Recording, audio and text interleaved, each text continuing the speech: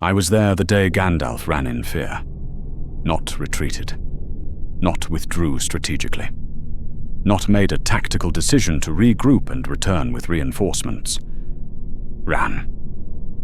I watched the Grey Wizard, Mithrandir, Olorin, the wisest of the Astari sent to Middle-earth by the Valar themselves. I watched him walk into Dol Guldur alone to face the Necromancer.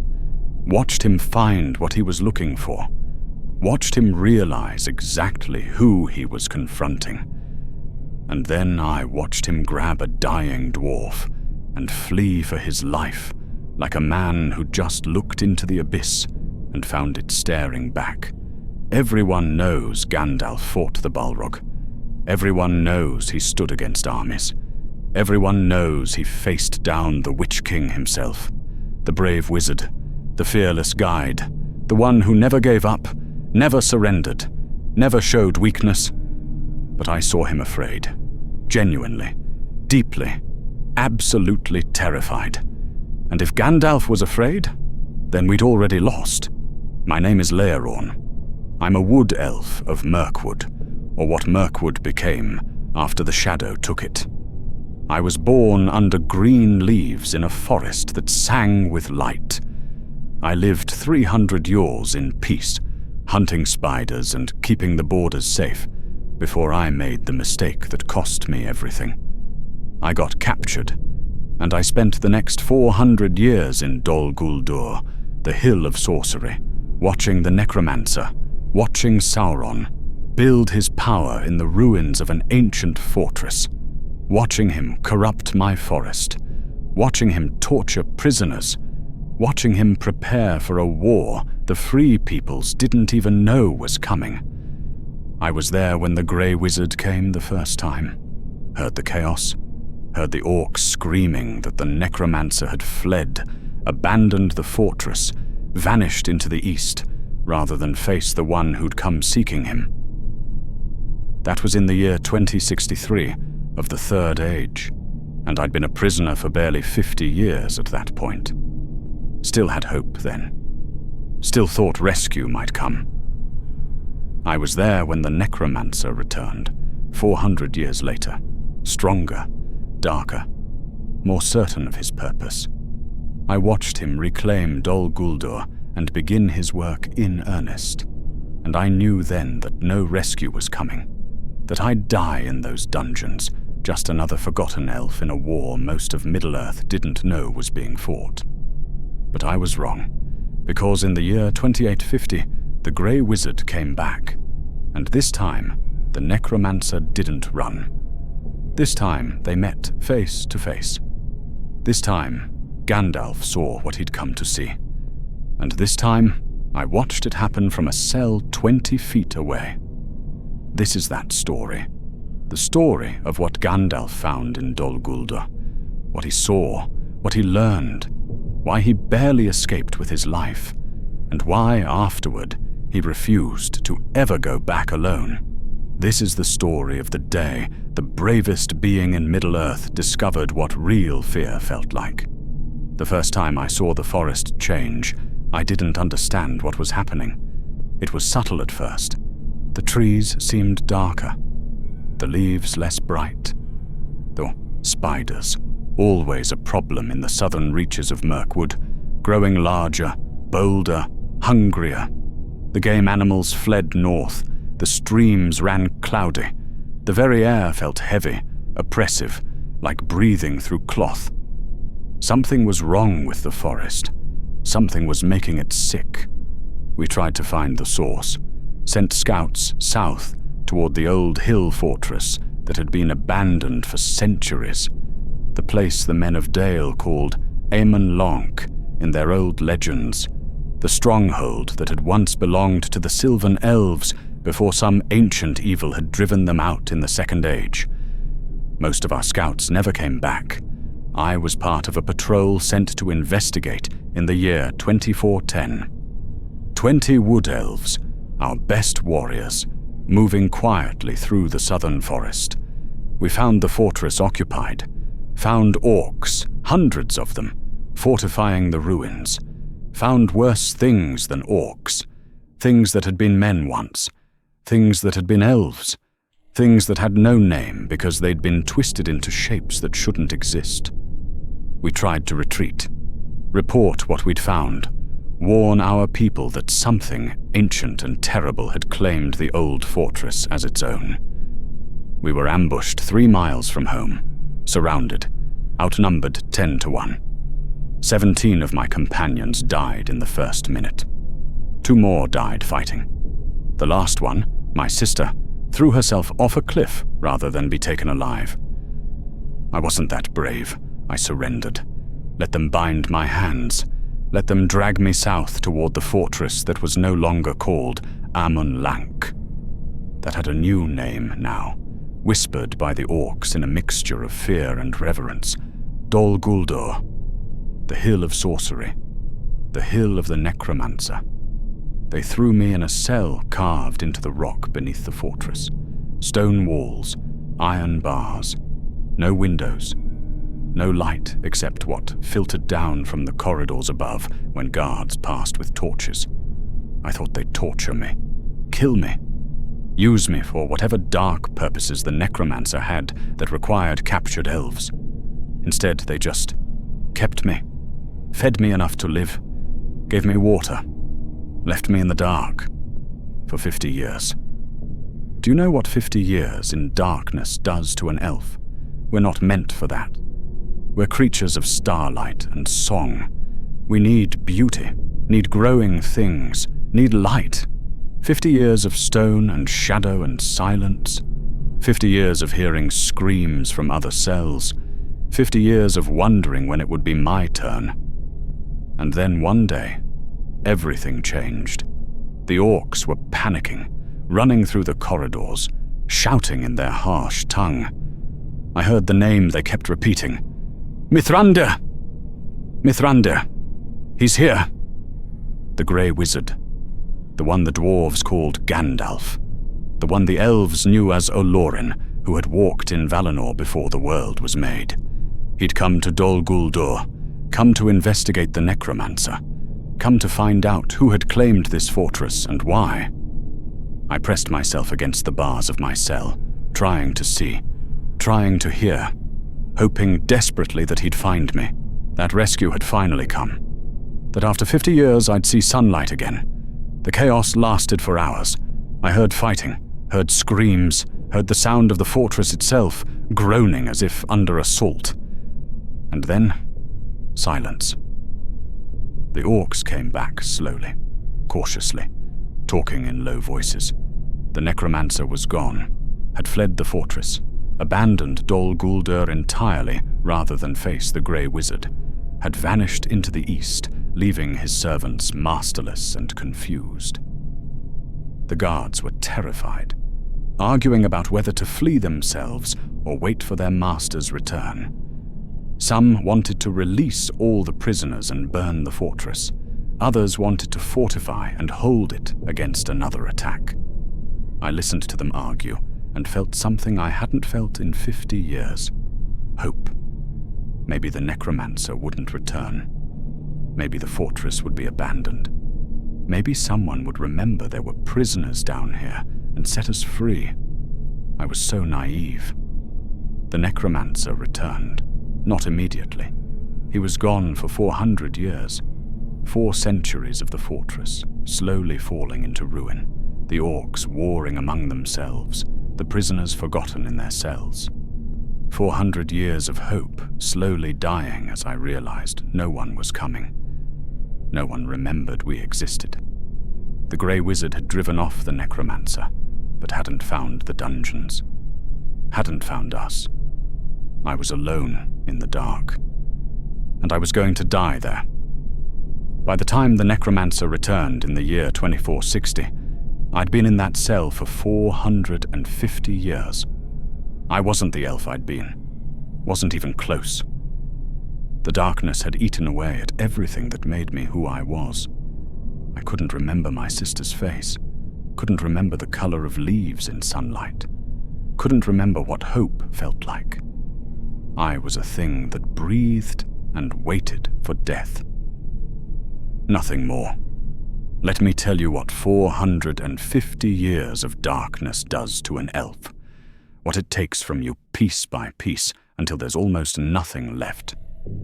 The first 50 years, I fought it. Kept my mind active. Sang songs from my childhood. Silently. Because the guards would beat you for making noise. Recited poetry. Told myself stories. Counted the days by marking the stone with my fingernail. Tried to remember every face I'd ever known, every place I'd ever been, every moment of joy from my 300 years of freedom. The second 50 years, I started to forget. Not deliberately.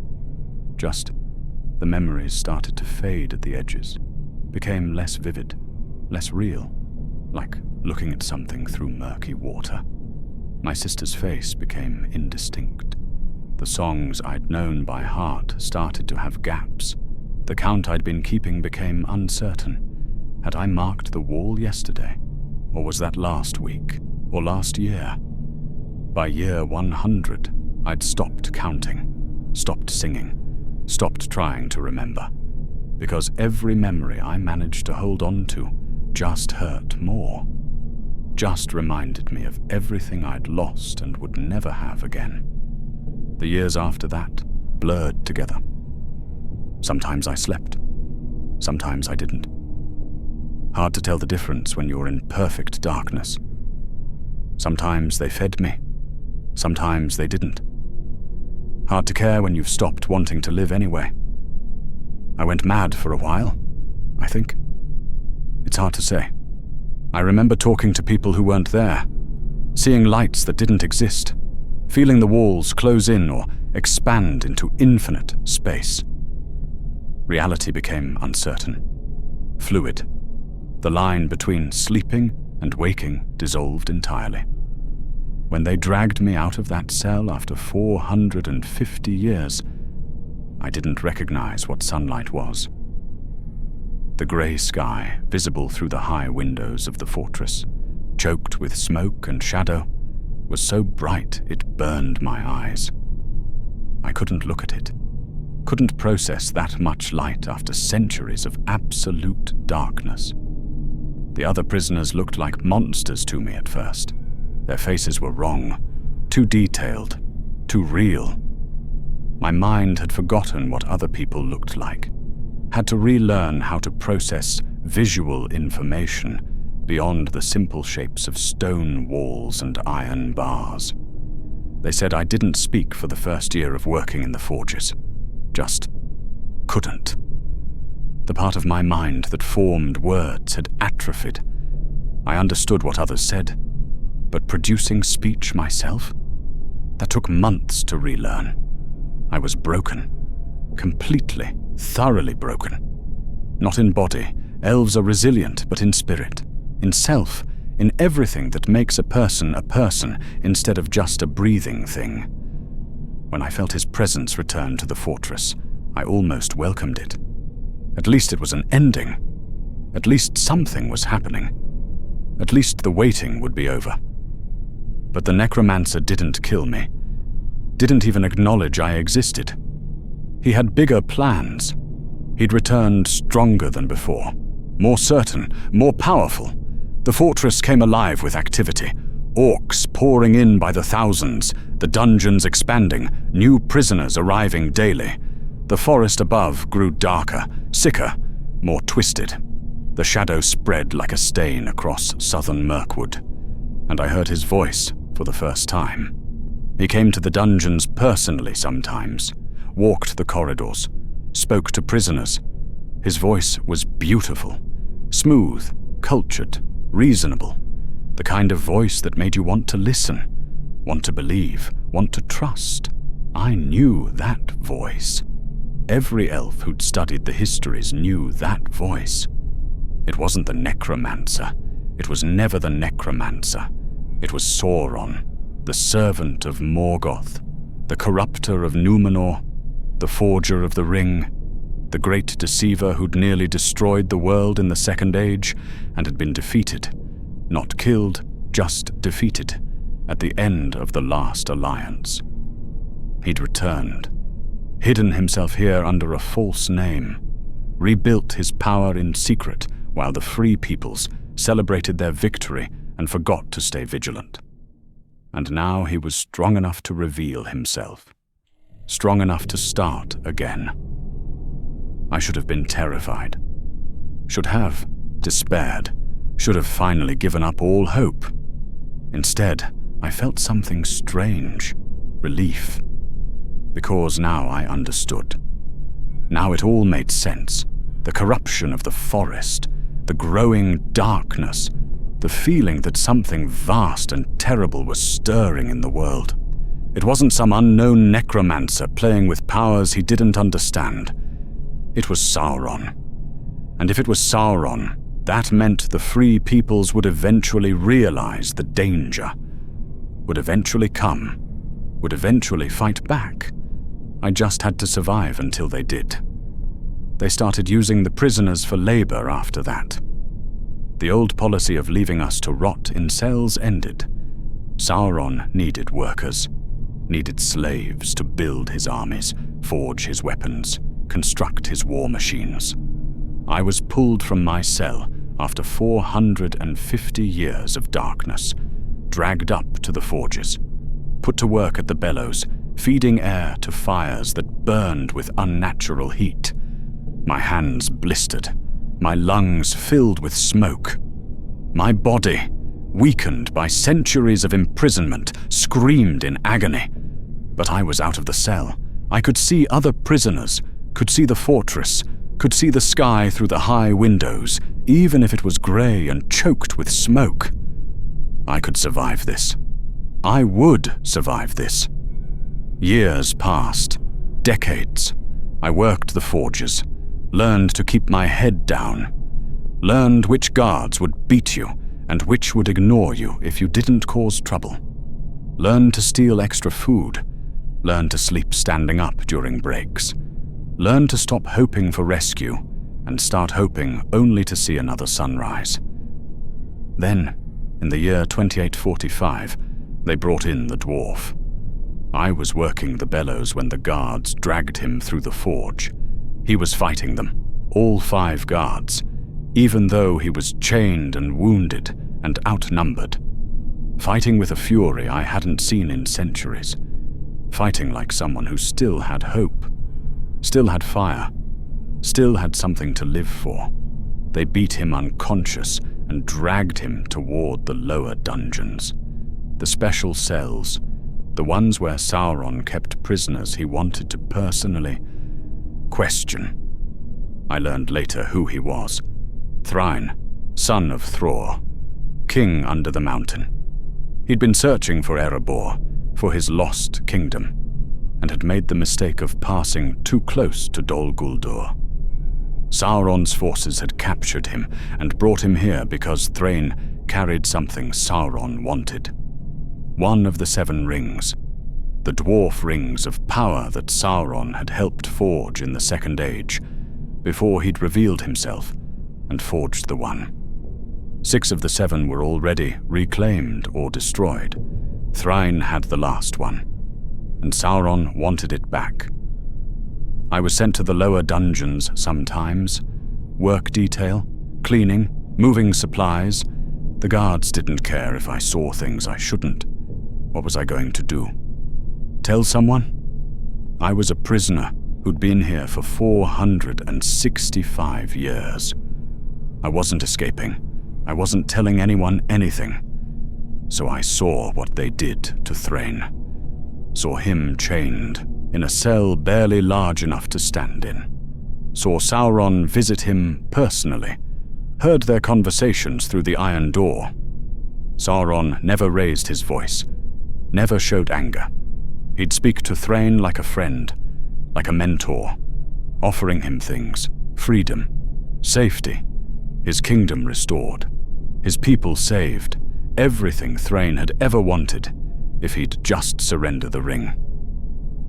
Let me tell you exactly what I witnessed, because people need to understand what Sauron's torture looked like. It wasn't crude, wasn't simple physical pain. That would have been kinder.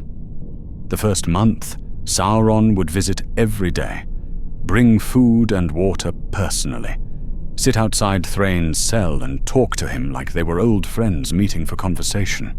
He'd ask about Erebor, about the dwarven kingdoms, about Thrain's father, Thror, and his son, Thorin, about dwarvish history and craft and culture. And Thrain, proud even in captivity, would answer, would talk about his people with passion and love, would describe the halls of Erebor before Smaug came, would speak of his hopes to reclaim the mountain. Sauron would listen with genuine interest, ask insightful questions, show respect for dwarvish achievements. He'd compliment Thrain's knowledge, his courage, his loyalty to his people. Then, at the end of each visit, he'd say, "You carry a great burden, a ring of power. It weighs on you, drains you, makes you tired in ways you don't even realize.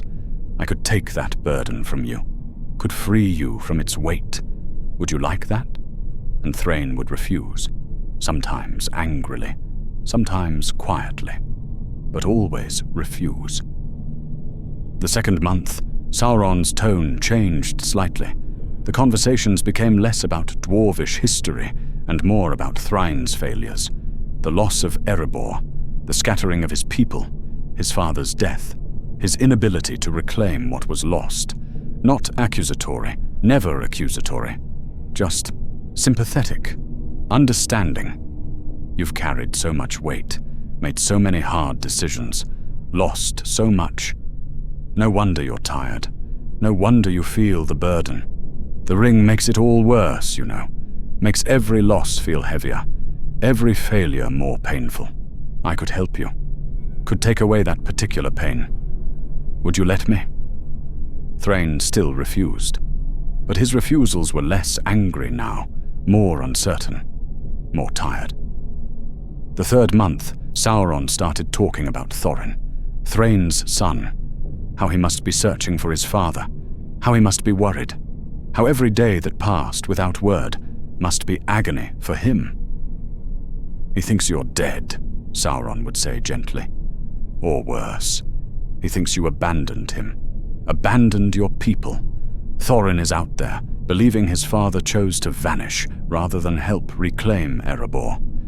That must hurt, knowing your son thinks you betrayed him."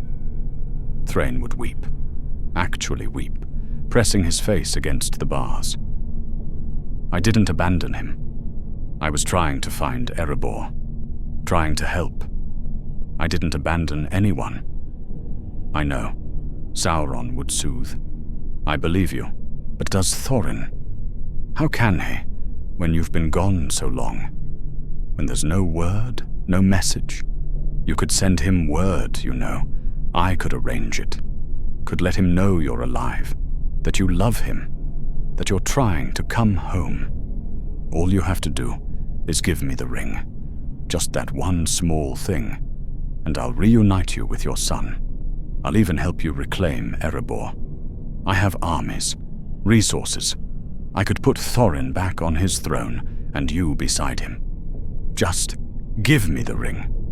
Thrain would sob, would reach through the bars like he was trying to touch something that wasn't there. "Thorin, my son, my boy. I never meant." But he wouldn't give up the ring. Some deep part of him, even in his anguish, knew that surrendering it would be worse than any personal suffering. The fourth month, Sauron stopped visiting daily, started coming every other day, then every few days, then once a week. The food became less regular. The water sometimes didn't come. The cell, which had at least been clean, started to accumulate filth. Thrain would call out during the gaps. "Are you there? Necromancer, are you listening? I'm ready to talk. Please come back. I'm ready to negotiate." But Sauron wouldn't come, would let him stew in darkness and uncertainty, let him wonder if he'd been forgotten entirely, let him experience what I'd experienced for centuries, the agony of isolation and abandonment. Then, Just when Thrain seemed about to break completely, Sauron would return, would bring food and water and light, would speak kindly again. I'm sorry I was away. There's so much to manage. But I've been thinking about you, about your situation, about how we might help each other. And Thrain, desperate for any human contact after the isolation, would listen, would engage, would start to see Sauron as his only connection to anything beyond the darkness of his cell. This is how Sauron broke people. Not with pain, not with crude torture, but with manipulation, with isolation followed by kindness, with the slow, systematic destruction of identity and will until you genuinely couldn't remember why you were resisting anymore. By the end of the first year, Thrain would greet Sauron's visits with relief, with gratitude, would wait eagerly for him to come, would feel abandoned and hurt when he didn't, would start to see the Necromancer not as his captor, but as his only friend in a hostile world. By the end of the second year, Thrain would ask Sauron's advice about things, would want his opinion, would seek his approval, would start to question his own memories and judgments when they conflicted with what Sauron suggested. By the end of the third year, Thrain couldn't remember why he was refusing to give up the ring, couldn't remember what the ring was or why it mattered, couldn't remember his son's name without prompting, couldn't remember his own name some days. But he still wouldn't give up the ring. Some deep, primal part of him, the part that Sauron couldn't quite reach, held onto it, hid it, refused to let it go even when he couldn't remember why. That's what the rings did, you see. They didn't serve their bearers, they served Sauron. And once you wore one long enough, it became part of you. Removing it voluntarily was almost impossible, even for a dwarf whose mind had been shattered by torture and despair. Sauron grew frustrated. I could see it in his visits. The conversational tone became harder. The offers became threats. The patience became irritation. He'd been at this for 5 years, and a broken, marred dwarf was still denying him. I was there the day Sauron finally tore the ring from Thrain's finger. Heard the dwarf scream, the first sound he'd made in weeks. Heard Sauron's laugh, cold and satisfied. Finally, he said, the last of the 7. Now, dwarf, you've served your purpose. You may go mad in peace. He left Thrain in that cell. Didn't kill him. Didn't even have him moved. Just left him there. Broken. Mad. Dying slowly of despair and starvation, because Sauron no longer cared enough to feed him. I'd sneak food to him sometimes. Water. It was against the rules, but the guards didn't pay attention. Thrain couldn't speak anymore. Couldn't respond. Just sat in his cell staring at nothing, occasionally whimpering for his son. For Thorin. For someone to help him. No one came. 5 more years passed. 5 years of watching a proud dwarf king waste away in darkness. 5 years of listening to him cry out in nightmares. 5 years of wondering if he'd even remember being rescued, if rescue ever came. Then, one night in the year 2850, I felt something change. It started as a pressure in the air, a tension, like the moment before a storm breaks. The orcs felt it too. They were agitated, nervous, checking weapons and peering into shadows. Something was wrong. Something was coming. And then I saw him. A grey figure moving through the lower corridors. Tall, cloaked, carrying a staff that glowed with soft light. Moving with purpose but also caution, like someone who knew exactly where he was going, but also knew he shouldn't be there. Mithrandir, Gandalf the Grey. The wizard had returned. I was in the corridor when he passed, frozen, unable to speak, unable to move. After 490 years of imprisonment, rescue was walking past me, and I couldn't even call out for help. He didn't see me. His attention was fixed ahead, toward the cell where Thrain was kept. He knew. Somehow, he knew the dwarf was here, had come specifically to find him. I followed, staying back in the shadows, terrified of being caught but unable to stop myself. After centuries of darkness, something was finally happening. Gandalf reached Thrain's cell, looked through the bars. His face, I could see it in the light of his staff, twisted in pain and rage. "Thrain," he whispered. "Thrain, son of Thror. I've been searching for you." No response from the cell, just a low, animal whimper. Gandalf closed his eyes. His hand gripped his staff so tightly I heard the wood creak. Then he raised the staff and spoke a word in a language I didn't know, the secret tongue of the Astari, perhaps, or something older. The lock on the cell door glowed red, then white, then shattered. Gandalf pulled the door open and stepped inside. I crept closer, peering around the corner, watching as he knelt beside the broken dwarf. "Thrain," he said softly. "Do you know who I am?" The dwarf's head lifted slightly. His eyes, clouded and distant, tried to focus. "Gandalf!" His voice was a rasp, barely human. "Gandalf, you came. I knew. Someone would come. I told them Thorin would send someone." "Thorin doesn't know you're here," Gandalf said gently. "No one knows. But I found you, and I'm going to get you out." "Too late." Thrain laughed, a horrible, broken sound. "Too late. He took it. He took the ring. I tried to keep it, tried to hold on, but he took it and now there's nothing. Nothing left." Gandalf's jaw tightened. "The ring is gone, but you're not. You're still here, still alive, and I will not leave you in this place." He reached into his robes and pulled out something. Water, I think. Made Thrain drink. The dwarf coughed, choked, but swallowed. "Can you walk?" Gandalf asked. I don't know. Can't remember. How long has it been?" 7 years since you were captured. But we don't have time for that now. We need to leave. Now." That's when I heard it. A voice. Deep, resonant, amused. "Leaving so soon, Mithrandir? But you've only just arrived." Gandalf spun. His staff blazed with light. He pushed Thrain behind him and faced the doorway, and Sauron walked into view. He looked different than I'd expected. Not monstrous, not terrible, just a man, tall, dressed in dark robes, face hidden in shadow beneath a hood. But there was something wrong with him. Something that made my eyes hurt to look at directly, like staring at a reflection in dark water that showed something other than what was actually there. The air itself seemed to bend around him.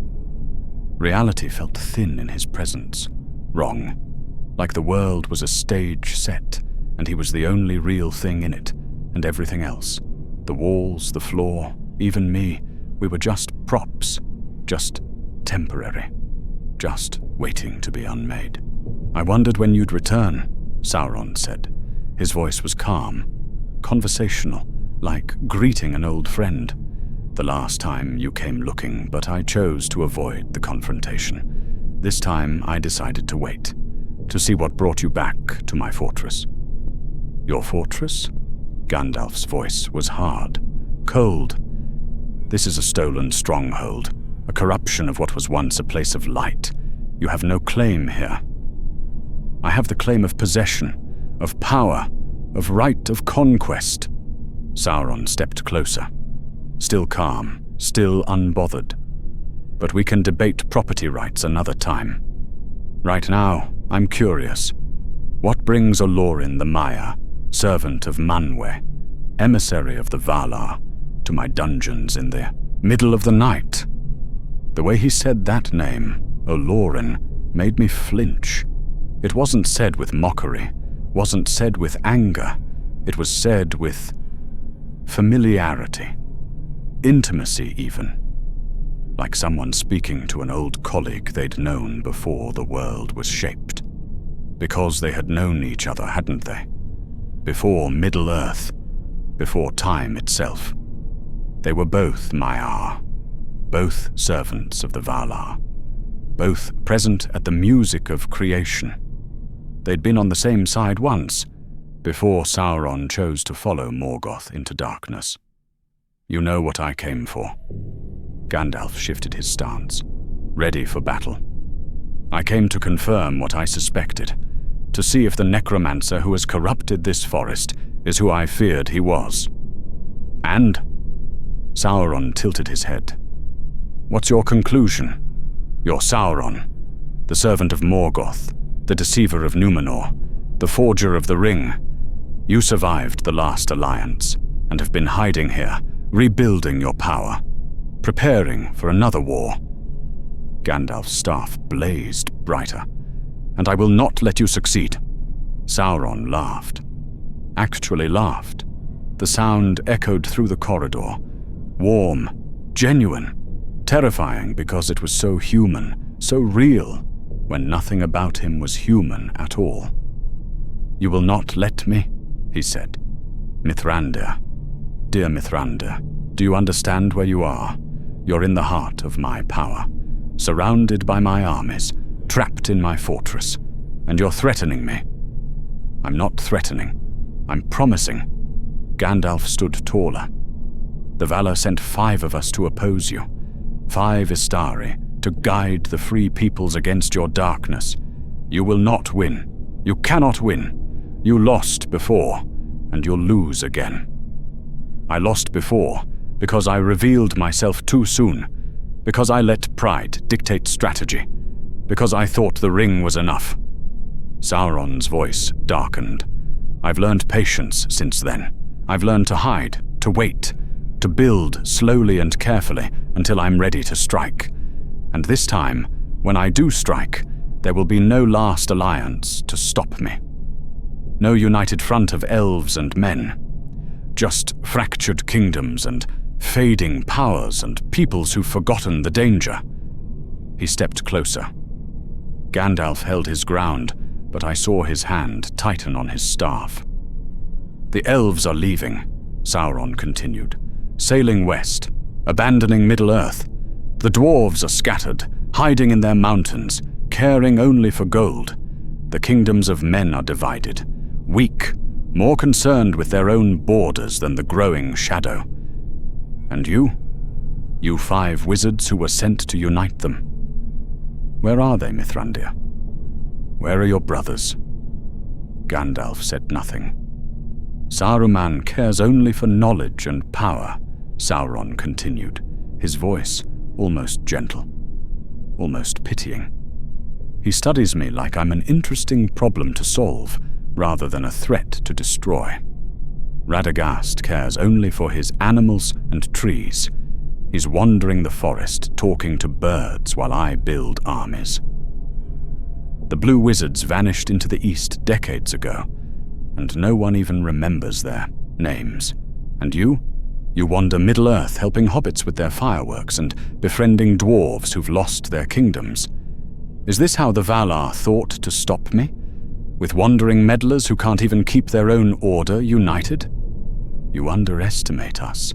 Gandalf's voice was quiet, dangerous. And you underestimate the free peoples. They've defeated you before. They'll defeat you again. Will they? Sauron moved closer still. Now he was just 10 feet away. I could see his face in the light of Gandalf's staff, handsome, ageless, with eyes that reflected no light at all. Eyes that looked past surfaces into the core of things. Before, I had the One Ring, had declared myself openly, had united all my enemies against me by making myself impossible to ignore. This time I'm learning from my master's mistakes and my own. I'm being patient, subtle. I'm not going to announce my return and give you time to prepare. I'm not going to forge another ring and give you a weapon to rally around. I'm going to spread slowly, quietly, like rot in wood, like poison in water. By the time anyone realizes the danger, it will be too late." He smiled, and for the first time, I saw fear cross Gandalf's face. "You're wondering if you can fight me," Sauron said softly. "If you can call down lightning and burn this fortress to the ground with me in it. If you have the power to destroy me here and now and save Middle-earth from another age of darkness. You're calculating odds, weighing options, trying to decide if dying heroically is worth the cost." "I have power enough," Gandalf said, but his voice lacked conviction. "Do you?" Sauron laughed again, not cruelly, almost sadly. "You're Maiar, Mithrandir. So am I. We're the same kind of being, the same level of power, the same fundamental nature. We sang in the same choir before the world began. We stood in the same halls. We served the same Valar once upon a time." He paused. "Let that sink in." "But I've been practicing for thousands of years," he continued. "I've been fighting wars and forging rings and breaking kingdoms since before the sun first rose. I've learned what our kind can do when we stop holding back, when we stop pretending to be gentle, when we embrace the full extent of our power. And you've been forbidden from using your full power. The Valar crippled you before sending you here, made you wear flesh like a cloak, made you subject to hunger, fatigue, pain, made you mortal. They sent you here weakened deliberately because they were afraid of what you might become if you used your true strength, afraid you might turn into another me." Gandalf's jaw clenched. Because it was true, I could see it in his face. The Istari were Maiar bound in flesh, forbidden from matching power with power, sent to guide and inspire rather than dominate and control. They'd been sent as advisors, not warriors, as teachers, not conquerors, and Sauron had been practicing destruction for ages while Gandalf had been practicing restraint. "Do you really think you can match me?" Sauron asked. "Here? Now? In the heart of my fortress, where I've spent decades weaving enchantments and building power. You might wound me, might even destroy this physical form and force me to spend decades rebuilding it. But you won't defeat me, and you'll die trying. And then who will warn them? Who will tell the White Council that I've returned? Who will spend the next century trying to convince them to act before it's too late?" He spread his hands, an open gesture, almost inviting. "So here's your choice, old friend. Fight me. Call down your lightning. Burn this place to the ground. Die heroically in battle and accomplish nothing. Or," he paused, "or take the dwarf and run. Survive. Carry your warning back to those who might listen. Spend the next decades preparing the free peoples for what's coming. Maybe, just maybe, find a way to stop me before I'm ready to strike." "You want me to run?" Gandalf said slowly, understanding. "You want me to take the warning, to tell them you're here. Why?" "Because it doesn't matter." Sauron's voice was utterly calm, utterly certain. "You're going to tell the White Council. They're going to debate it. Saruman will want to study me. Galadriel will want to attack immediately. Elrond will want to prepare and plan carefully. And while they argue, while they debate, while they try to reach consensus among proud beings who can barely agree on anything, I'll grow stronger, I'll spread farther, I'll position my pieces for the final game." He took a step back, creating space. "And when they finally act, and they will act eventually, because you're persistent, and they'll eventually believe you, when they finally come here with their White Council and their combined power and their carefully prepared assault, I'll be ready. I'll have had years to prepare, decades, and I'll abandon this fortress and move to my true stronghold in Mordor, where none of them can follow, where I can build my armies openly, where I can finally stop hiding and start the war I've been planning since the day Isildur cut the ring from my hand. He smiled. So yes, Mithrandir, I want you to run. I want you to carry your warning. I want you to spend the next century trying to convince the free peoples that I'm a threat while they doubt and delay and hope you're exaggerating. Because that's the real torture, isn't it? Not dying heroically in battle, but living, carrying the knowledge, warning everyone, and watching them ignore you until it's too late. Silence, heavy and complete. Even the distant sounds of the fortress, the clang of forges, the march of orc patrols, seemed muted. Like the world was holding its breath. Gandalf stood there, staff blazing, face hard, and I could see the thoughts racing behind his eyes, could see him calculating, weighing, trying to find the flaw in Sauron's logic, trying to find the path that didn't end in either pointless death or strategic retreat, and finding nothing. Because Sauron was right. Damn him, he was right. Fighting here accomplished nothing. Dying here accomplished nothing. The only choice that served the greater good was to survive, to warn, to prepare, even if it meant running, even if it meant letting Sauron win this confrontation. There's wisdom in retreat, Sauron said softly. Not cowardice, wisdom. You understand that, don't you?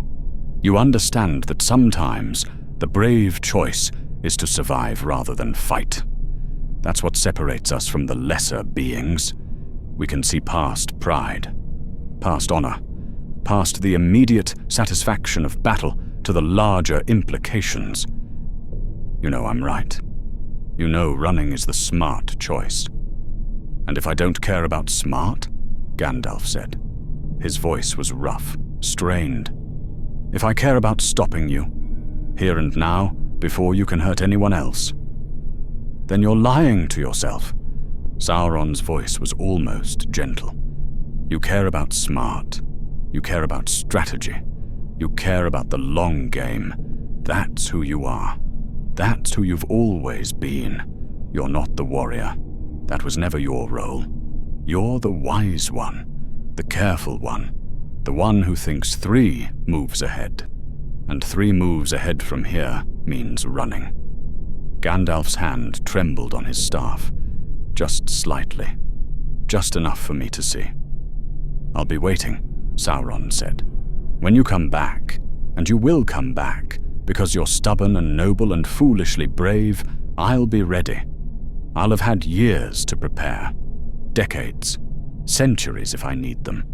And when you finally muster the courage and the forces to challenge me, it will be too late. The shadow will have spread too far. The free peoples will have forgotten how to stand together. And you'll realize that this moment, right here, right now, was your best chance. Was the moment when you could have tried, could have fought, could have maybe, possibly, perhaps made a difference. He turned slightly, gesturing toward the corridor. But you're going to run instead. Because it's smart. Because it's rational. Because it serves the greater good. And you're going to live with that choice for the rest of your very, very long life. You're going to wonder every day if you made the right call. If letting me live in exchange for a warning was worth it. If maybe, just maybe, dying here would have been better. He smiled one last time. That's the curse of wisdom, Mithrandir. We make the smart choices, and we live long enough to regret them. Gandalf's jaw clenched. Then he bent down, pulled Thrain to his feet, and turned toward the corridor. Wise choice, Sauron called after him. But then, You always were the wise one, the careful one, the one who thought before acting. That's why Manwe chose you. That's why you'll fail. Because wisdom and patience won't stop what's coming. Only power will. And I have more of it than you can imagine.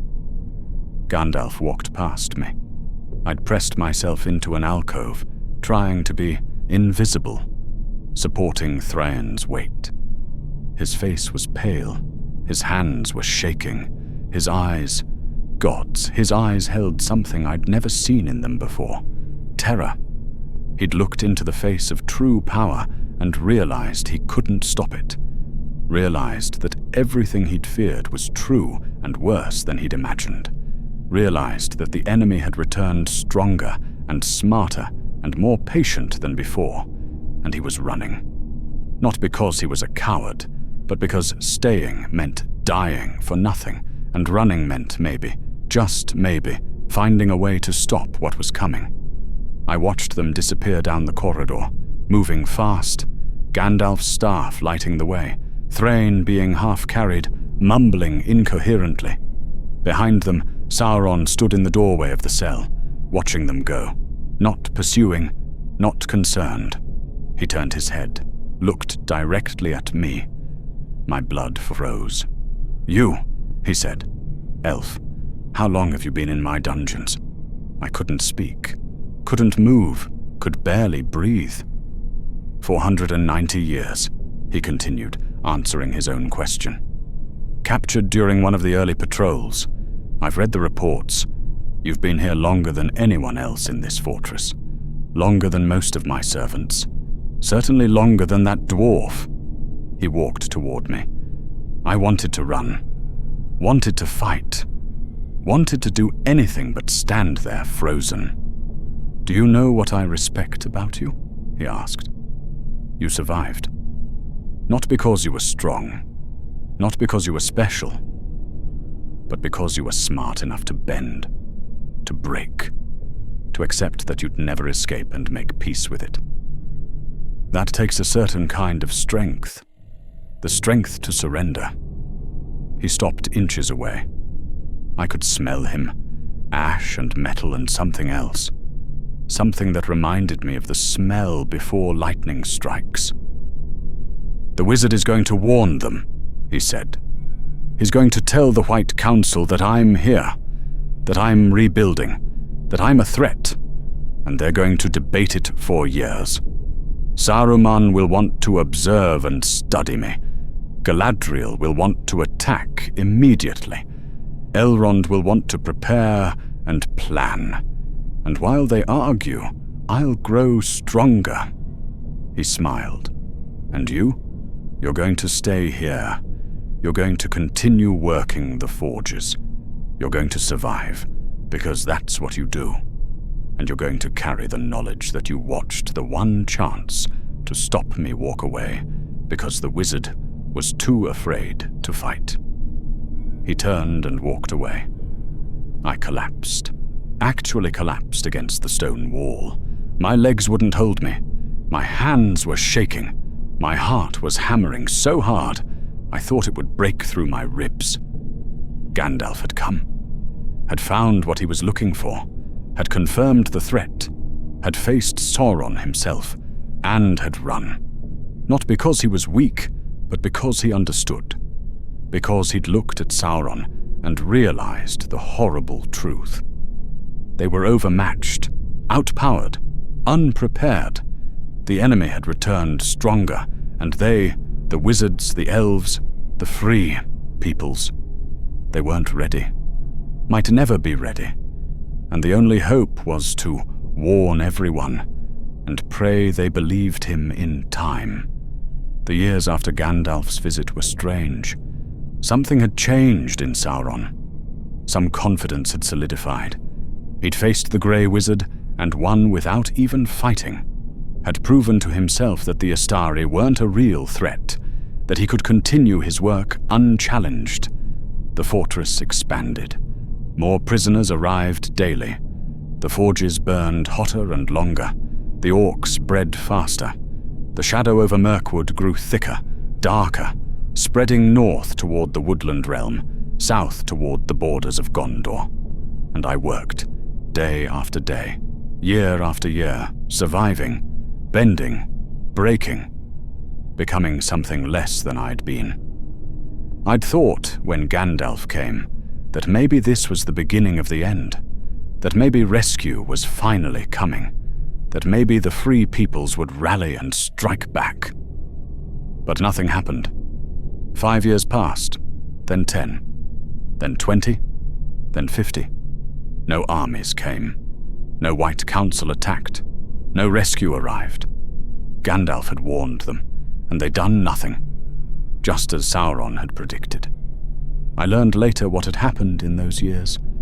Learned from whispers among the guards, from prisoners who were captured more recently and still had contact with the outside world. Gandalf had indeed returned to the White Council, had told them everything, had named Sauron, had described the fortress, the armies, the growing threat, and they'd debated. Saruman the White, leader of the Istari, had argued for patience, for observation. "We need more information," he'd said. "We need to understand his plans before we act.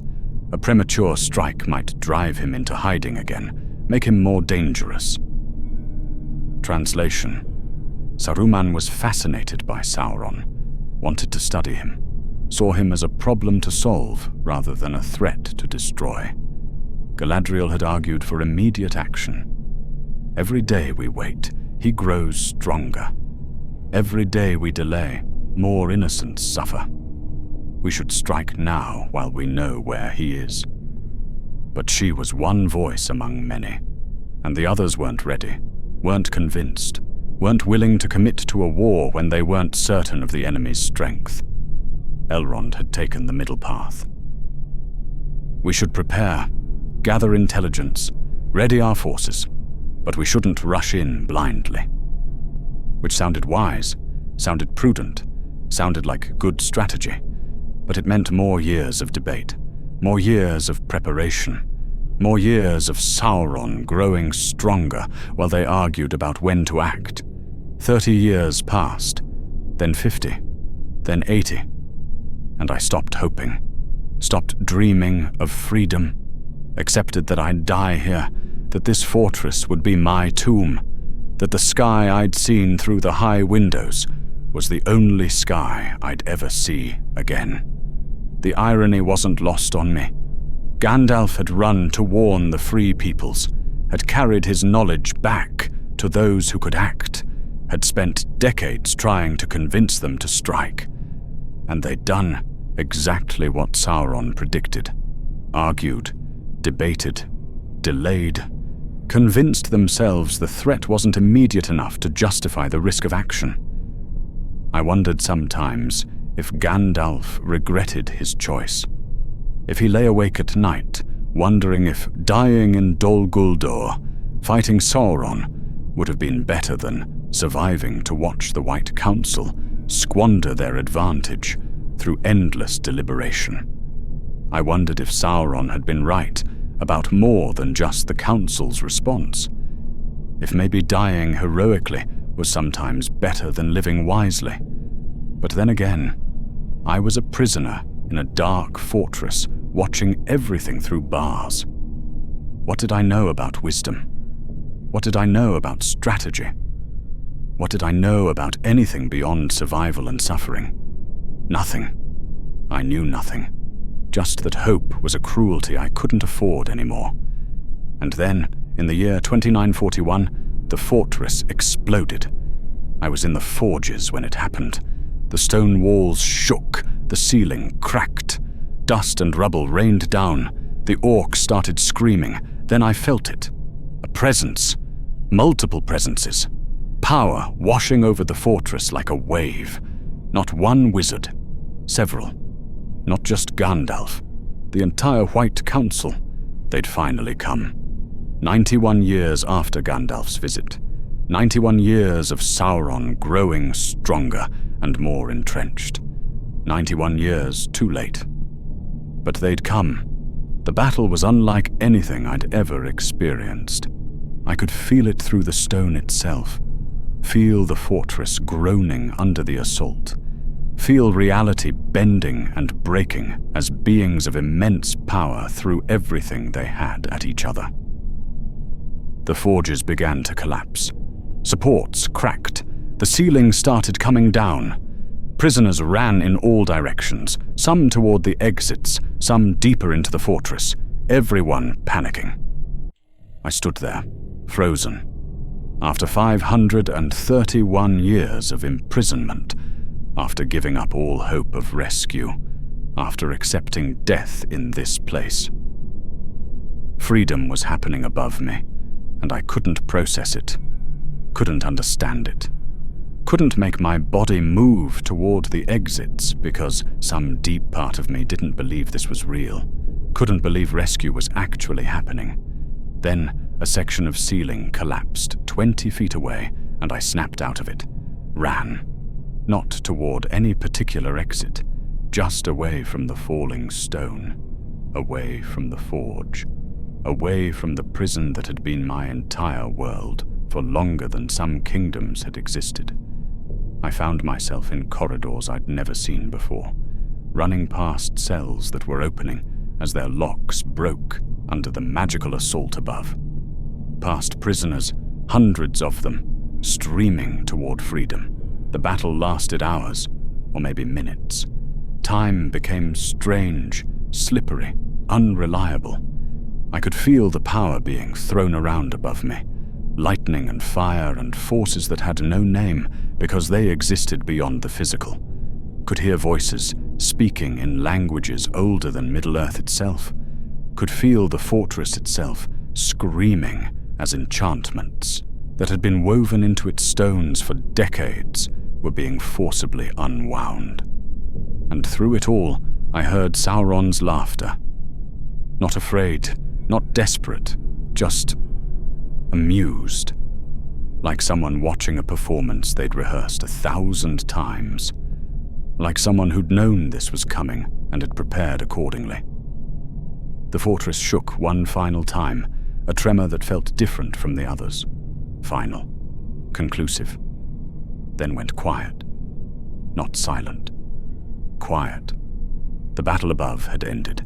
The assault had stopped, and the overwhelming presence of Sauron, the weight of malice and power that had pressed down on this place for so long, was gone. He'd left. Not defeated. Not destroyed. Not even driven out by force. Just left. Because he'd been ready to leave anyway. Because Dol Guldur had served its purpose. Because he had a better fortress waiting in Mordor. Because everything he'd told Gandalf 91 years ago had been true. The orcs fled within minutes. Actually fled, abandoning their posts, dropping their weapons, running for the exits like rats from a sinking ship. The guards who'd kept us imprisoned for centuries just left, opened the remaining cells and ran with everyone else. Within an hour, the fortress was empty except for the prisoners who'd been left behind and weren't sure what to do with sudden, unexpected freedom. I stumbled through the corridors, past empty cells and abandoned guard posts, upstairs I'd never been allowed to climb, through halls I'd never seen, moving like someone in a dream, like none of this was real, like any moment I'd wake up back in my cell and realize it had all been imagination. And finally, after 531 years, I reached the main gate. The sky. I could see the sky. It was grey, thick with ash and smoke from the battle. The forest beyond was twisted and dead, the trees like reaching claws against the colourless sky. The air was heavy and wrong and tasted of corruption. But it was outside. It was the sky. It was freedom. I took one step through the gate, then another.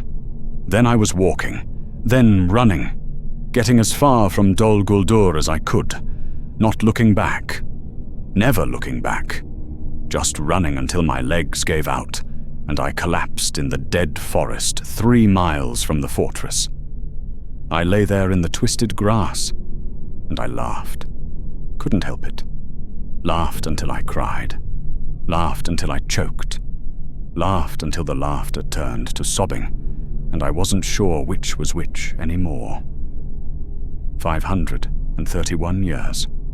5 centuries of darkness and torture and slow dissolution of self. And now I was free. I was free, but I wasn't the elf who'd been captured.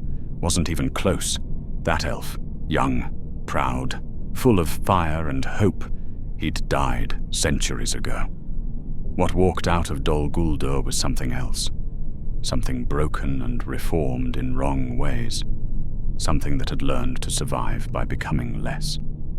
I'd survived. But at what cost? What was left of Leraun the wood elf who'd ridden into southern Mirkwood 5 centuries ago? What remained beyond instincts and reflexes and the hollow knowledge of endurance? I didn't know. Still don't know.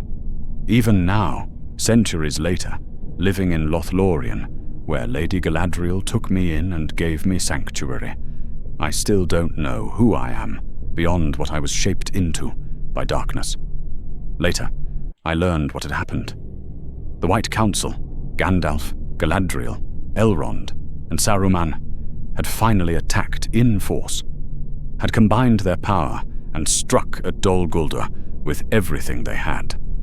But they hadn't destroyed Sauron, hadn't even wounded him significantly.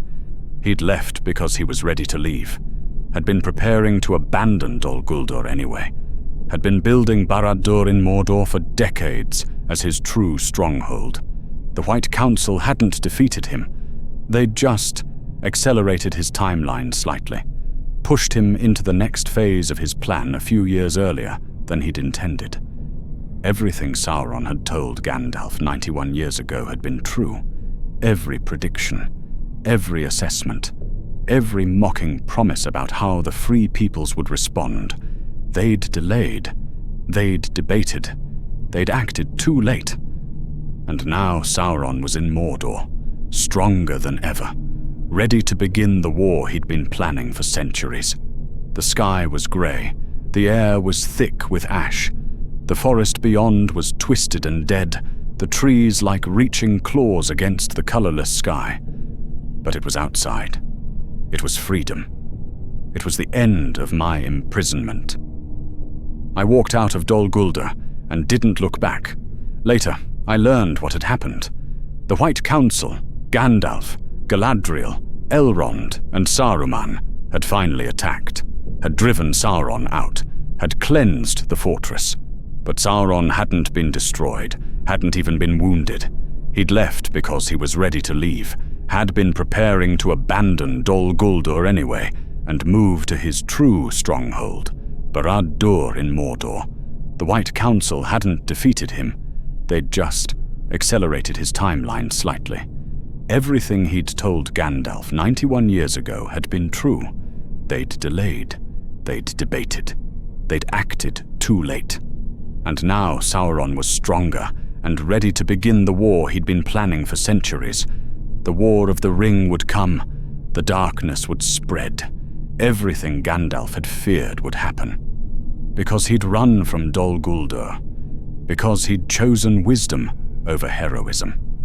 Because he'd understood that dying to wound Sauron wasn't the same as dying to stop him. I don't know if he was right or wrong. I don't know if fighting Sauron that night would have changed anything. Maybe he'd have won. Maybe he'd have delayed the enemy. Maybe he'd have died for nothing. What I know is this. I watched the bravest being in Middle-earth look at true power and run.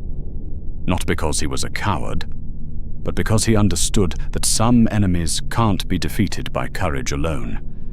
That sometimes the only winning move is to survive, warn everyone, and pray they listen. They didn't listen. Not in time. Not effectively. 91 years of delay meant 91 years of Sauron growing stronger, preparing, positioning his pieces for the final game. But Gandalf tried, came back with the White Council, drove Sauron out, bought Middle-earth time, even if not enough. And in the end, in the very end, Sauron fell. The ring was destroyed. The darkness was defeated. The free peoples survived. But it was close. So close. If things had gone slightly differently, if Frodo had failed, if the Fellowship had broken. Sauron was right about one thing. The free peoples had gotten lucky. Had won not because they were strong or united or prepared, but because a hobbit, the humblest, smallest, most unlikely hero imaginable, had carried a burden no one else could bear, and destroyed it when destruction was the only option left. I live in Lothlorien now. Lady Galadriel took me in when she learned I'd been in Dol Guldur, gave me a place to heal, to remember what it meant to live among trees that sang with light instead of rotting in shadow. I still can't sleep sometimes, still wake up thinking I'm in that cell, still feel the weight of 500 years in darkness pressing down on me. But I'm free. The fortress is abandoned. Sauron is destroyed. The shadow has lifted. And I know something most people don't. I saw Gandalf afraid. Saw him make the hardest choice a hero can make. Saw him choose survival over glory and warning over vengeance. I used to think that made him weak, that running from battle was cowardice, that true heroes fought no matter the odds. I was wrong. True heroes understand when fighting accomplishes nothing, when survival is more important than pride, when living to warn others is worth more than dying to wound an enemy who'll heal and return stronger. Gandalf ran from Dol Guldur, and because he ran, because he carried his warning, because he spent 91 years preparing the free peoples for what was coming, Middle-earth survived. Sometimes the bravest thing you can do is know when you're overmatched and live anyway. Live and warn. Live and prepare. Live and trust that when the final battle comes, you'll be ready. Or that someone else will be ready. Someone unexpected. Someone small and humble and brave in ways no one saw coming. That's what I learned in Dol Guldur, in 500 years of darkness, in watching Gandalf face Sauron and choose wisdom over heroism. Sometimes running is the bravest choice. Sometimes surviving is the greatest victory. Sometimes the only way to win is to know when you can't win and live to fight again another day. Gandalf understood that. And because he did, because he ran when running was the smart choice, we're all still here, free, alive, safe. The darkness fell, but not forever, and not completely, because one wizard chose survival over glory and warning over vengeance, and in the end, that choice saved us all. If you enjoyed this story of what really happened in Dol Guldur, the confrontation everyone heard about, but no one saw, hit that subscribe button. I've got more untold tales from the shadows of Middle-earth, the witnesses who saw the great events unfold, who stood in the dark while heroes made history. What other forgotten moments from Tolkien's world should I explore? What other confrontations happened behind closed doors? Drop your thoughts in the comments. Thanks for listening to the testimony of Laoran, the elf who spent 500 years in darkness, the one who watched Gandalf run, the one who survived to tell the truth. Sometimes the bravest thing you can do is know when you are outmatched and live anyway. Thanks for watching.